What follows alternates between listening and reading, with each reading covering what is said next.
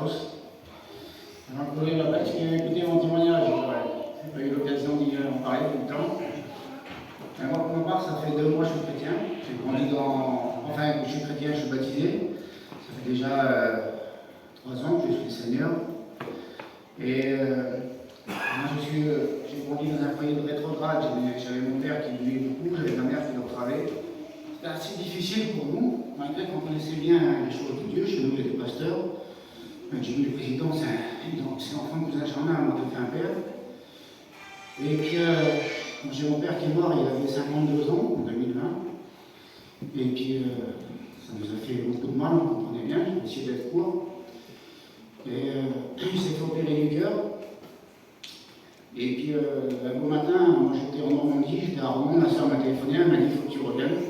Papa, il s'est pas réveillé. Et moi, j'étais chrétien, mais je faisais un peu les deux. Alors, quand je suis parti, je suis arrivé chez moi, je ne croyais pas trop. Je suis rentré dans la maison, il y avait mon père qui était là, dans le lit de la maison. Et puis, il ne s'avait pas réveillé. Puis, moi, je me disais, Seigneur, j'ai mon père en moi. C'était un homme qui buvait beaucoup. Je connaissais bien Paulo, c'était son copain. J'avais une peine dans moi, je me dis, Seigneur, c'est pas possible que mon père il est mort comme ça. Il sort d'hôpital, ça fait 1 mois, et ça faisait 1 mois qu'il n'avait pas bu une goutte d'alcool. Et puis là, on ne savait pas s'il était chrétien ou pas, on ne comprenait pas, parce que il est mort le lundi matin, et le dimanche, ma mère lui a servi une assiette à manger à midi. Il lui a dit un truc bizarre, il lui a dit, je vais attendre que mon Jean y rentre dans le chintok, qu'il rentre dans la réunion pour qu'il rende grâce avant que je mange. Et ça faisait une dizaine d'années que mon père, qu'il n'avait jamais qu'il avait pu parler du Seigneur. Et puis ma mère a dit d'accord, ça fait que Shintok il est rentré, il a rendu grâce. Et là, mon père, il a mangé. Et puis le lendemain, ça s'est réveillé. Alors donc, le seul petit réconfort qu'on avait, c'était ça, mais c'était rien. Et dans mon cœur en moi, il était mort en étant alcoolique, tout simplement. Je dis, Seigneur, comment ça se passe là? Alors ça fait que je suis rentré chez moi, et puis avec le camping, je suis rentré en terrain de mes parents, j'ai été voir dans la maison. Et là, je suis rentré chez moi, je me suis dit, Seigneur, c'est pas possible. Si tu ne me parles pas maintenant, Seigneur, tu ne me dis pas qu'est-ce qu'il en est pour mon père. J'ai moi qui n'ai jamais connu du monde, parce que voyant le foyer de mes parents, moi je ne voulais pas reproduire le même foyer, moi, ça fait 5 ans que je suis marié. Alors tout ce qu'ils faisaient mes parents, j'ai toujours fait le contraire, depuis le temps que je suis marié. J'ai toujours fait le contraire, et puis grâce à Dieu, ça me réussit, parce que maintenant je suis chrétien, je suis baptisé.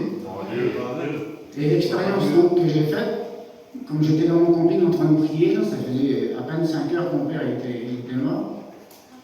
Et je me suis comme endormi, assis sur le lit de mon camping. Et je me suis revu dans le couloir de l'hôpital.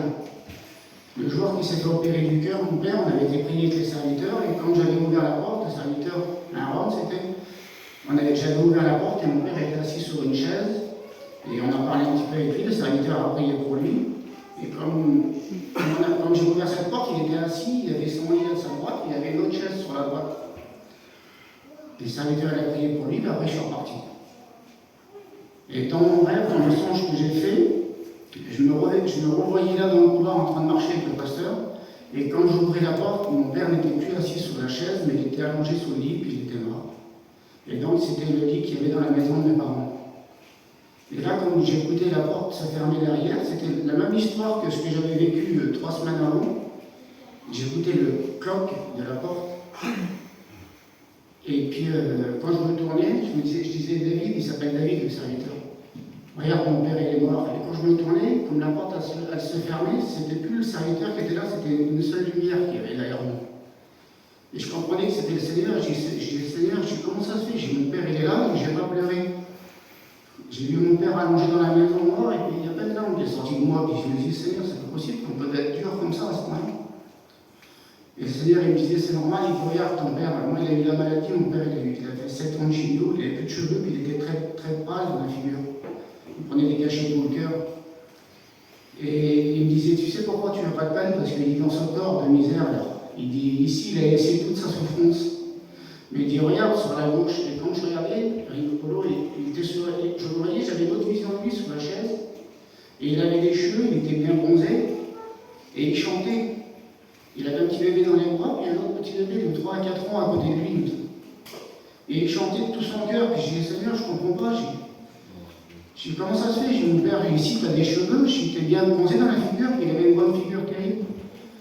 Et le Seigneur me dit, tu vois, il dit ça, c'est son corps qu'il a eu à l'heure d'aujourd'hui, sans les misères qu'il a eu dans le monde, sans la maladie et toutes les misères qu'il a pu avoir. On a eu pas mal de problèmes chez nous. J'ai mon beau-frère qui a fait un garçon, j'ai des autres beaux-frères qui font la misère. L'un c'est un drogué, l'autre c'est un... Ils ne sont pas faciles, mes beaux-frères, ils ont fait beaucoup de misère en nous. Et puis le Seigneur me disait, il disait, regarde, sans la misère de ce monde, ton père il a eu cette figure-là, et je le voyais, il était très très beau dans mon rêve. Et il chantait tellement pas bien que je voulais chanter avec lui. Et puis mais les mots ne sortaient pas de ma bouche. Je disais, Seigneur, tu chantes pas bien, mon père, mais il ne me voyait pas, quoi. Dans mon songe que je faisais, il ne me voyait pas. Et tellement pas qu'il chantait, ça nous arrive à tous, comme il y a quelqu'un qui chante, on chante derrière, qu'on sait bien chanter ou pas. Et les mots ne sortaient pas de ma bouche, et là le Seigneur me disait, il dit, c'est normal, il dit, tu n'arrives pas à chanter parce que là où il est, il chante un cantique nouveau. Et vous, sous la terre, vous ne pouvez pas apprendre les paroles. Alléluia. Ça fait que je me retirais comme ça, et puis je regardais derrière moi, il y avait toute ma famille derrière moi.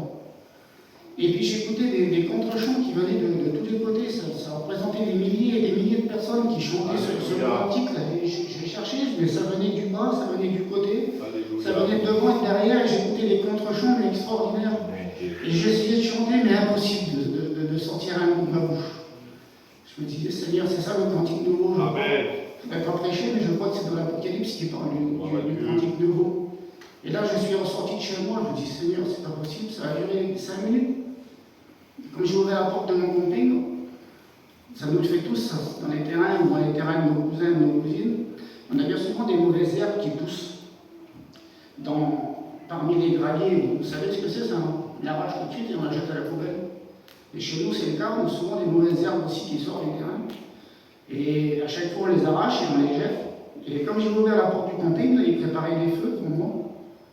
Et je voyais ce bout d'herbe par terre. Là.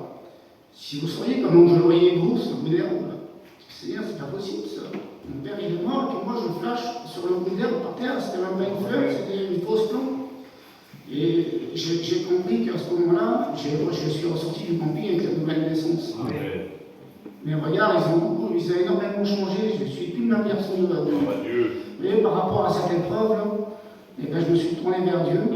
J'ai attendu comme ça pendant 2 ans de temps, je me suis baptisé. Et vous voyez, ce Seigneur qu'on prie tous, là. Il y en a qui le connaissent en tant que docteur, divin docteur, il y en a qui ont été guéris ici des maladies. Il y en a qui le connaissent comme moi en tant que consolateur, moi il m'a consolé.